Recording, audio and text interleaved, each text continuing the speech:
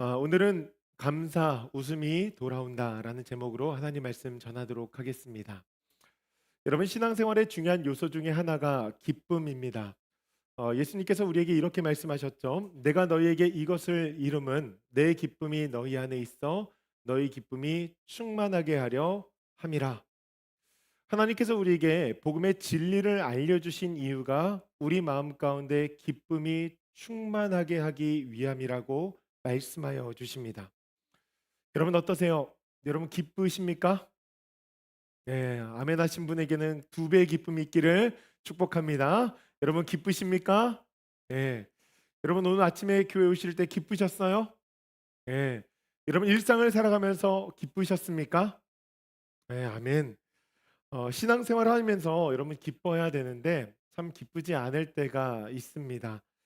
교회에 출석하는 것이 또한 예배를 드리는 것이 의무처럼 느껴지고 기도가 짐처럼 느껴지고 사역이 부담스럽고 아무런 책임과 의무 없이 나오고 싶을 때 나오고 나오고 싶지 않을 때 나오고 나오지 않고 정말 누구의 참견도 받지 않고 그런 엉터리 신앙생활을 하고 싶을 때가 참 많다는 것이죠.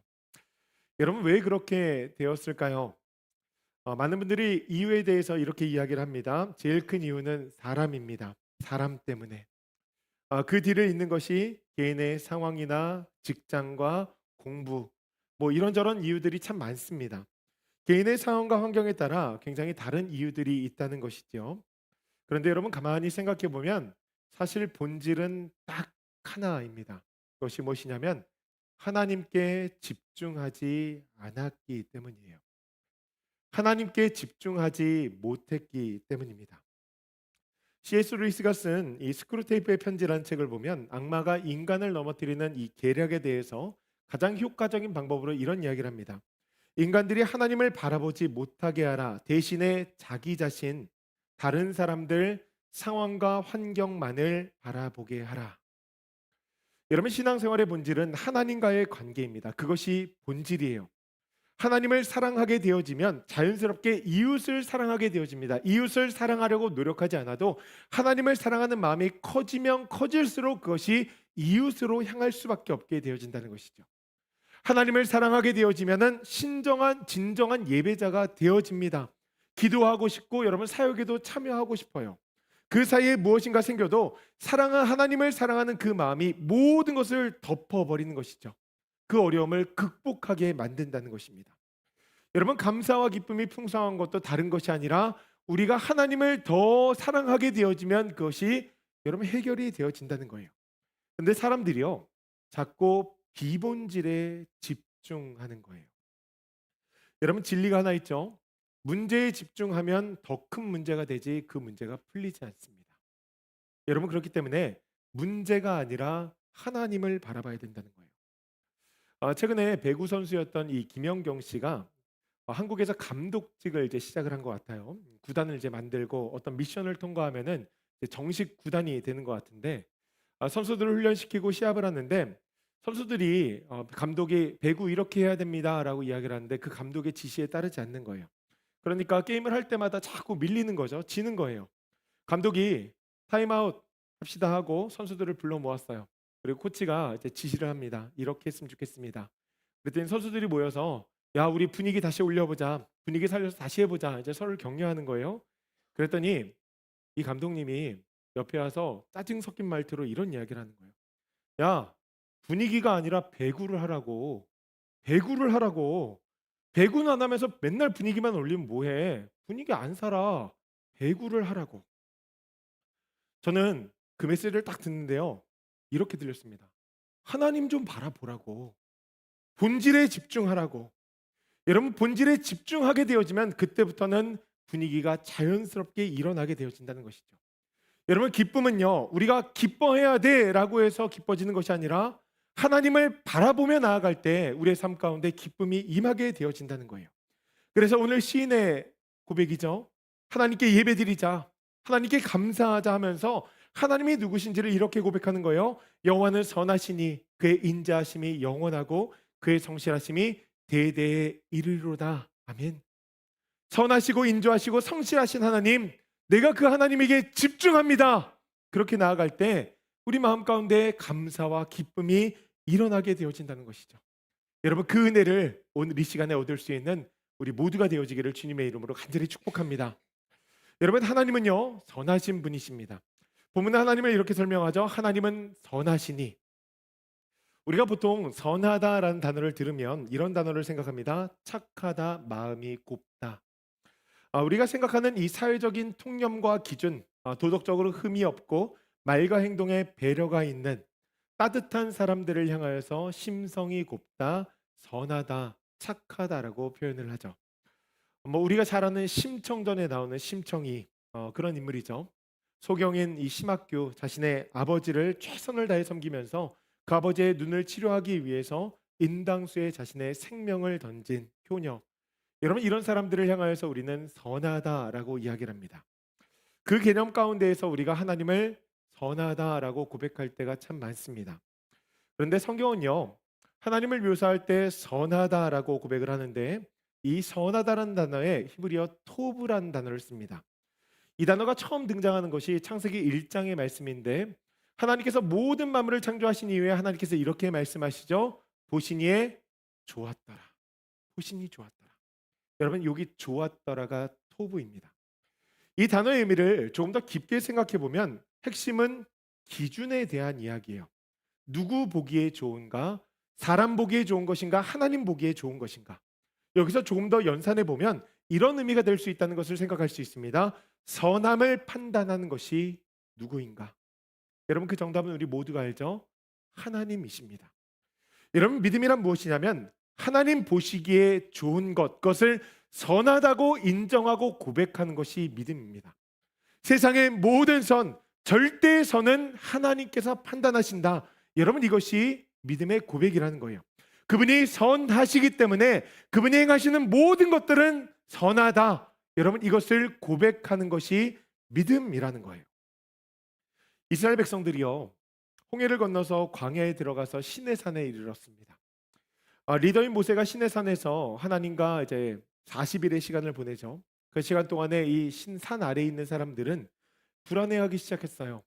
모세가 정말 없어진 것 같다면서 하나님께서 우리의 삶을 진짜 인도하시냐 그러면서 자신들을 위해서 이 길을 인도할 신을 만들라고 아론에게 요청합니다. 그렇게 금송아지를 만들고 우상을 숭배했어요. 모세가 시내산에서 내려와서 그 광경을 딱 목격하는데 마음에 막 불같이 화가 나는 거예요. 그래서 하나님께서 친히 주신 돌판 10계명을 던져버렸습니다. 여러분 얼마나 화가 났으면 그랬겠어요? 목사가 성경책을 막 던진 거예요. 화난다 막 그러면서. 여러분 모세가 화만 났을까요? 아니죠. 그 후에 연이어서 마음에 낙심이 찾아왔을 것입니다. 백성들이 좀 나와 같은 마음으로 하나님을 바라보면서 가나안을 향하여서 전진하면 좋겠는데 그러지 못할 것 같다는 생각이 든 거예요. 나와 마음이 같지 않은가 보다. 마음이 불편했을 것입니다. 그리고 그 생각은 필히 이렇게 이어졌을 거예요. 이들과 함께 할 수 있을까? 광야길을 더 가야 될까 말아야 될까? 여러분 분명히 고민했을 것입니다. 여러분 우리의 삶 가운데도 이런 고민 있지 않습니까? 비즈니스를 하고 직장 생활을 하고 공부를 하고 심지어는 이 부부 관계가 그러지 않아요? 자녀들에 대한 기대가 무너졌을 때 안 될 것 같다라고 하는 부정적인 감정이 우리의 마음을 덮을 때 여러분 그때 어떻게 해야 되냐면 하나님을 바라보셔야 돼요. 하나님을 바라보셔야 돼요. 하나님께서 그렇게 낙심하고 있는 모세를 부르십니다. 그를 위로하시고 격려하세요. 그리고 그에게 다시 사명을 주십니다. 포기하지 마라. 일어나 가나안으로 가라. 그때 모세가요 이런 이야기를 해요. 주님, 제게 영광을 좀 보여주십시오. 이런 의미죠. 하나님 사실 제가 너무 낙심이 됩니다. 제가 좀 힘듭니다. 그러니 주님, 제게 좀 영광을 보여주세요. 내가 좀 붙잡고 가나안으로 향할 수 있는 뭔가를 하나님 내게 좀 보여주세요. 그때 하나님께서 뭐라고 답하시냐면 내게 모든 선한 것을 지나가게 하겠다. 여러분 여기 선한이란 단어가 토브란 단어예요. 이런 의미예요. 내게 모든 선함을 경험하게 할 것이다. 모세가 분명히 그 음성을 듣고 기대했을 것입니다. 여러분 이후에 모세에게 어떤 일이 일어나는가? 모세가 속상한 이유는 사람들이에요. 그들 때문에 속상했어요. 그러면 하나님께서 선한 것을 보여주시겠다고 했으니까 그들의 삶 가운데 좀 변화를 주시고 광야길을 나아가는데 좀 막 좀 동역자도 주시고 모든 공동체가 막 으쌰으쌰하면서 "우리 함께 갑시다." 여러분 그렇게 변화가 되어야 될 것 같은데 우리는 답을 알죠. 백성들은 전혀 변화되지 않았어요. 그들은 계속 불평하고 불만을 터뜨리면서 이집트로 돌아가자고 했습니다. 시내산 아래서 우상을 섬기면서 그렇게 수많은 사람들을 죽음으로 몰아넣음에도 불구하고 똑같은 일을 다시 반복했다는 거예요. 그러면 이 말씀을 보면서 우리는 이런 질문을 할 수 있겠죠. 도대체 하나님께서 보여주시겠다고 한 그 선함은 무엇인가? 도대체 하나님께서 보여주시겠다고 했던 그 선함은 무엇인가? 여러분 그것이 상징적으로 34장의 말씀에 나오는데 하나님께서 모세를 다시 부르십니다. 두 번째 돌판을 주세요. 모세가 하나님을 만나고 내려왔을 때 모세에게 어떤 현상이 일어났냐면 모세의 얼굴에서 팩을 100개를 해도 나지 않는 광채가 환하게 나는 거예요. 하나님의 임재로 사람이 가득해진 거예요. 여러분 무엇이냐면 사람이 아니라 선의 기준이 되어 주신 하나님을 그에게 보여 주신 거예요. 하나님께서 함께 하실 것이라는 그 확증, 여러분 그것을 주신 거예요. 절대 선이신 하나님을 바라보며 그분과 동행하면서 그분이 행하시는, 그분이 인도하시는 그 모든 길이 선이라는 사실을 인정하고 고백하도록 모세에게 행하셨다라고 하는 것입니다. 여러분 사실 우리의 삶 가운데는요 이해되지 않는 일들이 너무나 많습니다. 나는 최선을 다해 노력했는데 모든 수고를 다 감당했는데 왜 이런 결과가 나에게 있지? 비즈니스가 왜 안 되지? 왜 교회가 부흥되어지지 않지? 왜 직장 생활이 왜 이렇게 힘들지? 내 건강은 왜 무너지는 것이지? 왜 그 사람은 나에게 고마워하지 않지? 심지어는 배신감이 들고요. 때로는 불꽃 같은 눈동자로 나를 감찰하신다고 하시는데 하나님께서는 왜 이 모든 일 가운데 그냥 허용하시면서 가만히 계시지? 하나님을 원망하고 싶은 마음이 가득 찰 때가 있다는 거예요. 여러분 그때 이런 마음 들지 않습니까? 그만하고 싶다, 포기하고 싶다. 그때 하나님께서 우리에게 이렇게 말씀하세요. 내가 모든 선함을 내게 보여주겠다. 여러분 세상의 모든 선함, 세상에서 가장 좋은 하나님 자신을 보여주시면서 우리가 하나님을 쫓아 이 땅을 살아가며 하나님이 선하십니다 고백하며 나아갈 수 있도록 도와주신다는 거예요. 여러분 우리는 세상을 살아가면서 계속해서 이해가 안 가는 일들을 마주하게 될 것입니다. 그러나 우리가 하나님과 동행하며 나아갈 때 하나님께서는 우리의 삶 가운데 크고 작은 사인들을 통하여서 하나님의 선하심을 맛보게 하실 거예요. 그리고 그 결말을 예상하고 예측하며 기대하게 하실 것입니다. 하나님 진짜 선하시구나. 여러분 그것을 믿음으로 고백하며 나아갈 때 우리 마음 가운데 감사가 있고 기쁨이 일어난다는 거예요. 여러분 그것을 고백하며 나아갈 수 있는 우리 모두가 되어지기를 주님의 이름으로 간절히 축복합니다. 둘째로 하나님은요 인자하신 분이십니다. 시인이 이렇게 고백하죠. 그의 인자하심이 영원하고. 여러분 여기 인자란 단어가 헤세드란 단어이거든요. 헤세드는 하나님의 포기하지 않는 사랑, 실패하지 않는 사랑을 의미합니다. 그래서 언약적 사랑이라고 이야기를 해요. 하나님께서 사랑하기로 작정하셨고 약속하셨고 그 약속은 무조건 지키신다는 것입니다. 대표적으로 성경을 보다 보면 호세아가 이 사랑을 나타내죠. 음란한 여인과 결혼하고 아무리 그녀가 배신할지라도 사랑하라. 호세아를 통하여서 하나님께서 끊어지지 않는 사랑이 무엇인지를 알려주세요.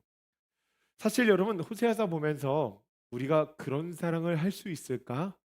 진짜 그런 사랑이 가능은 할까라는 의문을 참 많이 가집니다. 그래서 제가 이것을 느끼고 공감할 수 있다면 그것은 진짜 복된 사람이 아닐까라는 생각을 했습니다. 여러분 그 복을 누리며 살아갈 수 있는 우리 모두가 되어지기를 간절히 소원해요. 제가 가만히 성경을 묵상하다가 이 헤세드가 무엇일까 가만히 묵상하는데 아브라함에게서 그 헤세드를 찾을 수 있었어요. 하나님께서 아브라함에게 가나안으로 가라고 말씀을 하십니다. 아브라함이 정말 통 큰 결단을 하면서 가나안으로 행해요. 그럼 가나안의 환경이 좀 좋아야 할 것 같은데 그 땅에 기근이 가득한 거예요. 제가 이 상황을 가만히 묵상하다 보니까요. 이것을 가장 잘 이해할 수 있는 사람이 누구냐면 우리라는 생각이 들었어요. 이민자들. 여러분 우리가 이것을 잘 이해할 수 있어요. 한국에서 미국으로 올 때 굉장히 부푼 꿈을 꿈고 미국에 왔어요. 아메리칸 드림이라고 뭔가 something better life가 있었으면 좋겠다. 이런 그 기대 가운데였습니다. 그런데 그 부푼 꿈이 사라지는데 걸리는 시간이 그리 오래 가지 않아요. 비행기에서 내리자마자 아니면 시간이 좀 한 달 정도 지나면 심적인 기근을 맛보게 됩니다. 마음이 너무 어려워요. 돌아갈 수도 없고 이거 살아야겠는데 이거 어떻게 살아야 되는가? 그런 마음 가운데 정말 무거움이 가득합니다. 아브라함이 그랬어요. 이거 살 수 있으려나? 이거 안 되겠다. 그렇게 싶어서 이집트로 내려갑니다. 여러분 거기서부터 문제가 시작되죠. 분명히 하나님께서 가라고 말씀을 하셨는데 여기다 말씀하셨는데 그럼 거기서 그 자리를 지키면서 하나님 앞에 간절히 기도하면서 도와주세요. 좀 이렇게 나아갔어야 되는데 그 자리를 지키는 것이 쉽지가 않은 거예요. 여러분 이 자리를 지키는 것이 얼마나 어려운지 모릅니다. 주일 예배의 자리 여러분 지키신 여러분들 축복합니다. 여러분 그 자리가 진짜 큰 자리예요. 태초에 죄를 범한 아담에게 하나님께서 뭐라고 말씀하시는지 아십니까? 내가 어디 있느냐? 여러분 자리에 대한 말씀을 하세요. 영적 전쟁은요, 여러분 자리 전쟁이에요. 그 자리를 벗어나니 거기서부터 뭐가 시작되냐면 온갖 근심과 걱정, 결국 죄의 자리로 나아가게 되어지는 거예요. 첫 번째가 무엇입니까? 아내에게 거짓말을 시키죠. 사람들에게 사기를 치는 거예요. 그럼 괜찮을 것이라고 생각을 했는데 자기가 자기 꾀에 빠집니다. 아내도 빼앗기고 이거 돌이킬 수 없는 상황이 되어 버렸어요. 먹고는 살아야 되겠고 거짓말은 했고 아내는 빼앗겼고 회복할 수 없고 여러분 아브라함이 그의 삶 가운데 전전긍긍하는 시간을 보내는 거예요. 그때 하나님께서 어떻게 하시냐면 극적으로 개입하십니다. 여러분 이것이 바로 헷세대의 사랑이에요. 우리가 실수하고 잘못했다고 해서 하나님께서 우리를 버리시는 것이 아니라 그 시간 가운데 개입해 주시는 거예요. 내가 너를 지켜보고 있다. 너를 케어한다. 너를 포기하지 않았다. 매 순간 우리에게 알려주시는 것이죠. 여러분 하나님의 사랑은요. 조건부가 아니라는 거예요. 그래서 우리가 무엇을 한다고 해서 사랑해 주시고 막 발에 빛을 비춰주시고 길에 등을 달아주시는 것이 아니라 우리가 예수 그리스도를 믿는 순간 하나님, 내가 하나님을 모르는 것이 죄였음을 고백합니다. 회개합니다. 여러분, 하나님을 등졌던 것을 회개합니다. 주님만 바라보겠습니다. 그렇게 나아갈 때 하나님께서 우리에게 변치 않는 그 사랑을 보여주신다는 거예요. 우리는 잊을지라도 그분은 잊지 않으신다는 거예요. 여러분, 이것이 바로 헬세대의 사랑이에요. 저는 우리 성도님들과 함께 교제할 때 참 세상이 점점 신앙생활하기 힘든 세대로 나아가고 있구나라는 생각을 종종 합니다. 예전에는 육체적으로 실제적인 공격이 있었죠. 핍박이 있었어요. 예수 믿는다고 재산을 몰수당하고 감옥에 갇히고 정말 생명의 위협이 있는 사람들의 조롱거리가 되는 그러다 보니까 여러분 우리 믿음의 선조들 가운데 이런 마음의 질문이 드는 거예요. 우리가 믿는 이 믿음이 정말 가치 있는 것인가? 내 생명을 드릴 만큼의 가치가 있는 것인가? 여러분 그들의 비교는 생명과 믿음. 여러분 여기에 가치가 있는가? 그런데 오늘날은요 전혀 다른 상황이죠. 오늘 우리는 실제적인 공격, 박해, 미국 땅에 살면서 별로 받지 않습니다. 예수 믿는다고 재산 빼앗기고 여러분 감옥 갇히고 이런 거 거의 없죠. 대신 우리가 공격받는 것은 무엇입니까? 가치관이죠. 가치관. 하나님을 절대 진리라고 믿지 않아요. 성경이 있음에도 불구하고 하나님을 믿는 방법이 제각기 다 다른 거예요. 그런 사람들이 너무 많다 보니까 이제는 제대로 믿고 있는 사람들이 혼란스러운 것이죠. 그러다 보니까 삶의 트리거가 생기면 바로 이런 질문이 듭니다. 이것이 정말 내 삶 가운데 의미가 있는 것인가? 거기에 개인주의가 더해지니까 사사 시대가 시작이 되어지는 거예요. 왕은 사라지고 내가 기준이 되어서 내 소견에 오른 대로 신앙생활하는 것이죠. 최근에 한 목사님과 이야기를 나누는데 목사님이 저한테 이런 조언하세요. 목사님 교회 성도님들과 이야기를 나눌 때 자꾸 진리에 대해서 이야기하지 마세요. 여러분 저는요 진리를 전해야 먹고 살 수 있는 사람이에요. 근데 목사님이 그런 얘기를 하시는 진리에 대해서 자꾸 이야기하지 마세요. 자신이 달라스에 와보니 대개는 사람들이 모두가 답을 정해놓고 말한다는 거예요. 이런 상황 앞에서 저는 이렇습니다. 그리고 그 답변은 성경과 다를 가능성이 99.9%. 근데 제가요 그 이야기를 듣는데 사실 조금 부끄러웠어요. 그 목사님이 저한테 그렇게 말씀하시는 것 같더라고요. 여러분 우리 모두는요 죄인입니다. 그렇기 때문에 내 소견에 옳은 대로 살아갈 때가 얼마나 많은지 몰라요. 성경이 있음에도 불구하고 여러분 내 이웃을 내 몸처럼 사랑하기가 쉽지 않습니다. 용서하는 거 참 어려워요. 여러분 안식일 지키는 거 생명 걸라고 말씀하셨는데 사실 생명 잘 안 걸죠. 쉽지 않아요. 여러분 그것이 우리의 모습이라는 거예요. 그 목사님이 저에게 이렇게 말씀하시는 것 같았어요. 목사님 그분들 잘 안 변합니다. 포기하세요. 근데 가만히 생각을 해보니까 여러분 하나님께서 우리가 내 소견에 옳은 대로 내 기준을 막 하나님 앞에 들이댈 때마다도 하나님께서 어떻게 하십니까? 아니야 그거 지금 이렇게 말씀하시면서 하나씩 하나씩 교정해 주시잖아요. 용납해 주시고 용서해 주시고 포기하지 않고 사랑해 주시잖아요. 여러분 이것이 바로 하나님의 헤세드라는 거예요. 그러니 그 헤세드가 경험되어질 때 우리 마음 가운데 뭐가 터지냐면 감사가 일어나는 거예요. 나도 포기하지 말아야 되겠다. 여러분 그 결단이 일어나고 영적 경험을 하면서 다시 하나님의 말씀 앞으로 나아가게 되어지는 것이죠. 여러분 하나님의 뜻을 행한다라는 기쁨이 우리 마음 가운데 일어나는 거예요. 여러분 하나님의 인자하심 그 헤세드가 우리의 마음을 회복시켜 나간다라고 하는 것입니다. 저희가 그 헤세드를 경험하며 나아갈 수 있는 주의 백성들 되어지기를 간절히 소원합니다. 마지막으로 하나님은요 성실하신 분이십니다. 아이가 하루는 집에 와서 이런 얘기를 해요. 아빠 나 디즈니랜드 가고 싶어요. 제가 아이들에게 이제 그런 이야기를 가만히 듣고 있다가 그래 언제 갈지 한번 생각해 보자. 그리고서는 대화를 마쳤습니다. 그리고 알아보니까 엄청 비싼 거예요. 그래서 제가 머릿속으로 못 갈 것 같은데 이제 그런 생각을 하고 있는데 얼마 후에 아이들이 다시 와서 이런 이야기를 해요. 아빠 디즈니랜드 가고 싶어요. 그리고 나서 제 마음을 울린 한마디가 있었는데 자기네 반에서 자기만 디즈니랜드를 못 가봤다는 거예요. 두 녀석이 다 그 얘기를 하는데 제가 마음이 얼마나 아파요. 그래서 그 아픈 마음에 자녀들하고 약속을 했습니다. 그래 가자. 근데 언제 갈진 잘 모르겠으니까 일단 가자.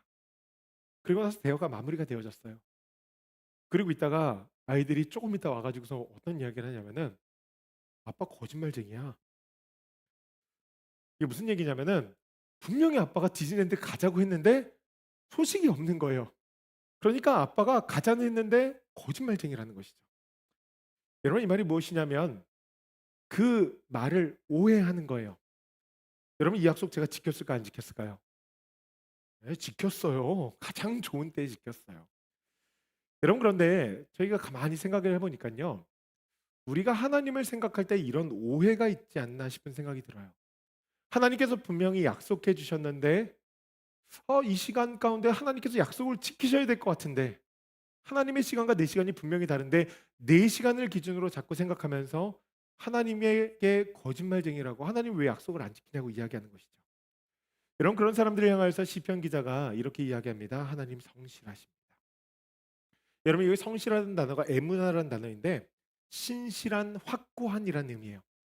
하나님께서 하신 약속은 변치 않으시고 꼭 지켜진다는 거예요. 그 뒤에 말씀 뭐라고 써 있죠? 대대에 이르리로다. 시대를 넘어서 영원토록 지속된다는 거예요. 여러분 이 말씀 믿으십니까? 믿으십니까? 여러분 그 놀라운 역사가 여러분 삶 가운데 이루어질 것입니다. 성경을 보세요. 여러분 이 성경은요. 하나님의 약속이 지켜진다는 것을 증명하는 책입니다.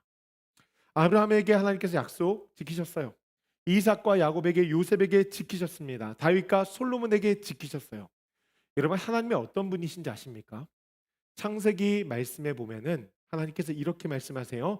여자의 후손이 뱀의 머리를 상하게 하실 것이다. 여러분 이 말씀 어떻게 지키십니까? 이 땅 가운데 예수 그리스도를 보내심으로 지키시죠.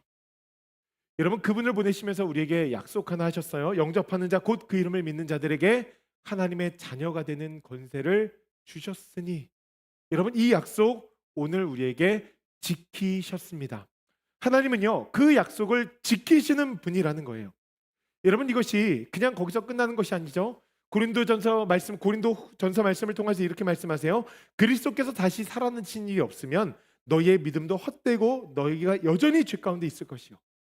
여러분 이 말이 뭐예요? 예수님 부활하셨다는 거예요. 죽음의 역사를 끊어내시고 부활하시고 우리가 죽음 가운데 나아갔을 때 다시 부활시키심으로 영원한 생명을 주신다는 것이죠. 그 약속을 지키신다는 거예요. 여러분 오늘 우리가 살아가고 있는 이 세상은요. 약속이 가벼운 세상입니다. 사람들이 한 입으로 두 말 하는 것은 너무나 당연하고 심지어는 약속을 증명하는 계약서를 가지고 사기를 치죠. 안 그래도 불확실성으로 가득한데 너무나 불편하고 불안한 세상을 우리가 살고 있다는 거예요. 여러분 그 세상 가운데에서 우리가 감사할 수 있는 이유는 기쁨으로 삶을 살아갈 수 있는 딱 하나인데 그것은 바로 하나님의 성실하심을 경험할 때입니다. 여러분 약속을 지키시는 그 하나님을 경험하게 되어지면 히브리 기자의 고백처럼 우리가 이렇게 고백할 수 있어요. 약속하신 이는 기쁘시니 우리가 하나님에 대한 소망을 단단히 붙잡읍시다. 약속을 지키시는 그 하나님만이 우리의 삶 가운데 정답이 되어 주신다는 거예요. 그러니 성실하신 하나님을 바라보며 나아갈 수 있다는 것이죠. 여러분 그것을 경험할 때 감사가 고백이 되어지고 웃음이 터지는 거예요. 지난주에 제가 이제 장로님 댁에 신방을 갔다가 교회로 돌아오는데 하이웨이를 타려고 딱 보니까 톨웨이인 거예요. 그 시간이 차가 하나도 안 막히는 시간인데 구구리가 왜 이랬을까? 아마 예전 같았으면 이제 짜증이 확 났을 텐데 나한테 삥 뜯냐 막 이제 그러면서 이제 짜증을 막 보냈을 텐데 마음이 아무렇지도 않은 거예요. 뭐 그런 거지. 그러면서 익스프레스 라인으로 딱 탔는데 차가 진짜 하나도 없는 거예요. 그런데 신기하죠. 그 순간 가운데 어떤 생각이 들었냐면 선하신 하나님께서 대로를 열어주셨구나. 내가 요즘에 최근에 막 티켓도 받고 그러니까 차가 아무도 없이 그냥 아무 생각하지 않고 안전하게 이 길을 갈 수 있도록 하나님께서 도우시는구나. 그 생각이 든 거예요. 그리고 나서 나중에 이제 교회에 와서 이 감사를 적으려고 하는데 이 감사가 좀 어이가 없는 거예요. 아마 어떤 분들이 이렇게 말씀하실지도 몰라요. 목사님 진짜 감사를 쥐어 짜는구나. 이제는 진짜 쥐어 짜는구나. 여러분 이 상황에서 이제 감사하기 위해서 뭔가 이 상황을 딱딱 이제 퍼즐로 맞춘 거죠. 여러분 우리가 감사 시작할 때 그러지 않습니까? 막 불평이 나고 불만이 나는데 그래도 하나님 감사합니다. 이 감사 저 감사 찾으면서 막 쥐어 짜는 거잖아요. 여러분 중요한 것은요. 제가 의도하지 않았다는 거예요. 제가 뭐 감사를 막 생각하면서 그렇게 한 것이 아니라 자연스럽게 그 생각이 들었어요. 하나님께 감사하다.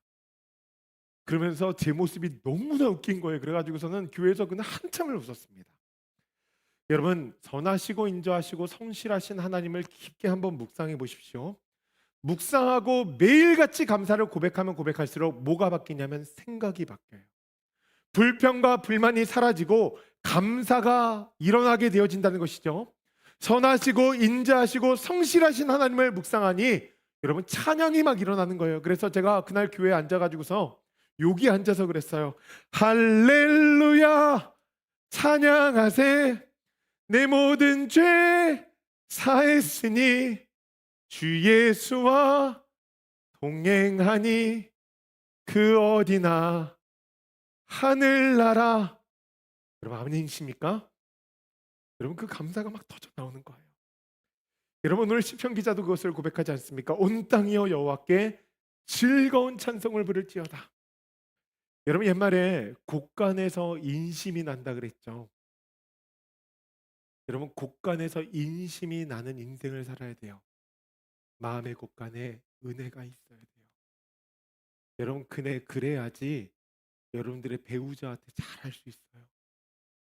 여러분들의 가정에 잘할 수 있고요. 여러분들의 일상에서 마주하는 모든 사람들한테 잘할 수 있습니다. 하나님을 찬양할 수 있고요. 전도할 수 있고요. 여러분 곳간에 은혜가 가득 차야 정말 하나님의 사람으로 살아갈 수 있다는 거예요. 여러분 감사가 기쁨을 회복시킵니다. 그 감사 매일같이 고백하며 기쁨으로 한 주간 살아갈 수 있는 우리 사랑하는 주일불교의 모든 성도들 되어지기를 주님의 이름으로 간절히 축복합니다.